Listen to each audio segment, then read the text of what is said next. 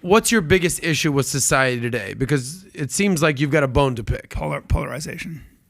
I'm afraid. I worry that nobody can even agree on where the truth is coming from. We never had that problem. That's new for me. Mm-hmm. And what I mean by that is, back in the day, I could go, I heard it on the news, bro. And we go, well, the news is vetted. I trust the New York Times. It's like, oh, what did you hear it on CNN or Fox? My dad always said the New York Times was always leaned left, but you still trusted it as a source of information. There's no question. The New York Times was a trusted source of information. So was the Wall Street Journal, even though it had a much bigger readership. For the audience that doesn't know, what did your dad do for a living? My dad was, I grew up all over the world. You know what I mean? I grew up all over the world. Wasn't he like a CIA? Hey, whoa, hey. We talking about here. You keep waking up free every morning. Yeah. You do what he does. Ray Liotta just passed away. Let's have a little respect. No, my dad was a banker. Yeah. Worked at Citibank. And we lived I was born in the Philippines. I lived in Calcutta and then Bombay and then Lebanon, then Pakistan, then Lebanon again, then Greece, then Saudi Arabia. Banker. Definitely a banker. Definitely a banker. Yeah. For sure, your dad was a banker. My dad was a banker. I've seen this movie before. I've seen this movie. What do you guys Honey, talking what do you do for them? Why do you leave 3 months at a time, baby? This is a big deal.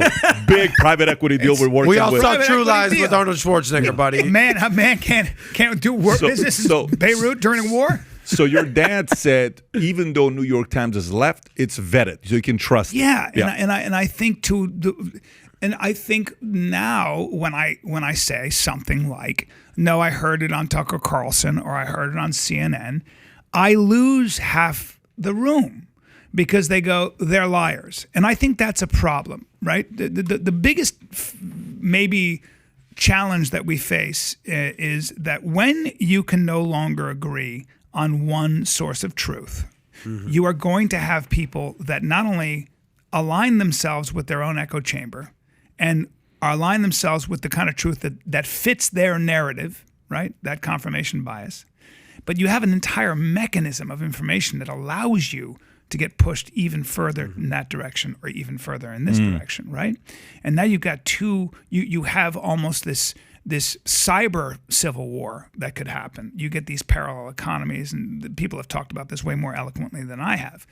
But it kind of harkens back to the phenomenon that allowed Europe to have a 40-year civil war. World War I and World War II was, maybe you could make the argument, an offshoot of the fact that truth itself became atomized. I mean, let me give you an example. It used to be there was no question about what time was. And along comes Einstein and says time is relative.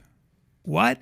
Oh, by the way, time might bend and light bends, and I can predict the movement of the planets. You don't need the Bible for that, bro.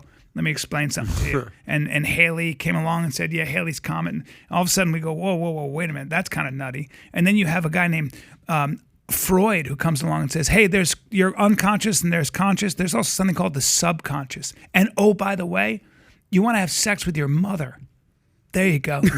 There you go, Europe. Deal with that. You want to have sex with your mother. Oh, and by the way, you're ruthless about your sexual selection. And then another guy comes along named Darwin and says, hey, there's something called evolution. There's design without a designer. God doesn't exist. Don't need him. There's also something called sexual selection, and it's ruthless. Maybe women actually like the guy with the strongest jaw, the broadest shoulders, and the most aggression. And all of a sudden we go, hold on, but the meek shall inherit the earth. That's cool, dude. Yeah, you go adopt a 3-legged dog. I'm getting a 4-legged dog with a strong bite, and I want good guns. Yeah. And that's why when Nietzsche said God is dead, what he meant was God may be dead, but human beings are religious anyway, and we're going to come up with our own religions. And our religions are going to be communism, fascism, capitalism. We're going to come up with our own religions. And the problem with that is that now you got ideologies. And when you have ideologies, you have camps. And then you have charismatic people that have control of the guns that take over, like Stalin, like Hitler, right? Who say, this is the new truth. And oh, by the way, I'm going to reshape society as the utopia I envision. We can make human beings perfect. We can make society perfect. So you might be flawed now, but kiss my ass. I'm going to make all you perfect. And the other ones who are there are some people, by the way, who we can't educate. You guys are a little older. You got to go. You got to go. I can't. Hey, it's just business. I Get got to outta purify. I got to break a couple eggs to make an omelet. This is what happened. And so if you think that can't happen today, I would only say that I promise you Stalin's Russia and Hitler's Germany said the exact same thing before they came to power. You know, it's like it could never happen here. Yeah, they said the same thing. I mean, that's a pretty bleak thing. Again, I need music. So you're very. I need music. So you're very optimistic about the future. I actually am. Yeah, I think you are. I am. In your own dark way, you're optimistic that good things are around the corner. Well, because human beings figure their way through, Yeah. man. Yeah. I'm just talking a lot, but people No, are I like, love it. people are aware of the things I'm saying. You're not. Are you more depressed now that I brought that up? No, Not you're at like, all. right. No, not at Well, all. Pat says all the time, the future looks bright. yeah, Future I looks am bright. so So there's no optimistic. one that's going to be Tell me more why. Tell me optimistic why than you're. Pat. Get me out of my. Why I think the future looks bright? Yeah. Oh, 1,000,000% future looks bright because exactly what you went back to.